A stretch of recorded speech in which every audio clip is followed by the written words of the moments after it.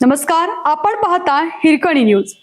Hirkani news प्रत्येक क्षण ताज्या घडामोडी आणि महत्त्वाच्या प्रत्येक बातमीसाठी नेहमी तत्पर. अंबाबाई मंदिर परिसर भूसंपादनासाठी शनिवारपासून सर्वेक्षण.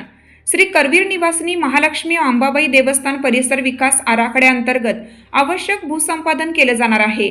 शनिवारपासून दिनांक 2 रोजी प्राथमिक सर्वेक्षण केलं जाणार आहे. याकरिता 3 पथकांची स्थापना केली आहे. या पथकात महसूल महापालिका आणि नगर भूमापन विभागाच्या कर्मचाऱ्यांची नियुक्ती केली आहे. राज्य शासनाने 1445 कोटी 95 लाखाच्या अंबाबाई देवस्थान परिसर विकास आराखड्याला 6 मे 2025 रोजी मान्यता दिली आहे. त्यापैकी पहिल्या टप्प्यातील 143 कोटींच्या कामांना प्रारंभ झालाय. दुसऱ्या टप्प्यात मंदिर परिसरातील कामांसाठी भूसंपादन केलं जाणार आहे. भूसंपादन प्रक्रिया पारदर्शी आणि गतीने व्हावी याकरिता परिसरातील मिळकतींचे मूल्यांकन करण्यासाठी क्षेत्रीय तपासणी व मूल्यांकन समिती स्थापन केली आहे.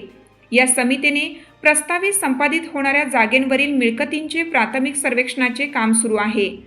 दरम्यान करवीर निवासिनी श्री अंबाबाई मंदिर परिसर विकास आराखड्याबाबत जिल्हाधिकारी डॉक्टर विजय राठोड यांनी बुधवारी सायंकाळी जिल्हाधिकारी कार्यालयात आढावा बैठक घेतली.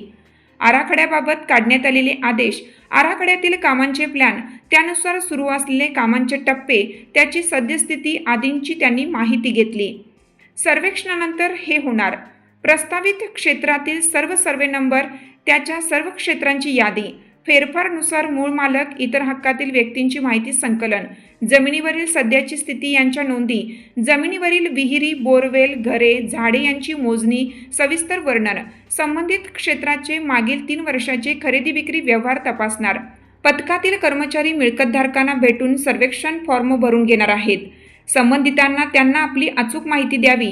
या संकलित माहितीवरूनच परिसर विकासाची पुढील कार्यवाही करणं सुलभ होणार आहे.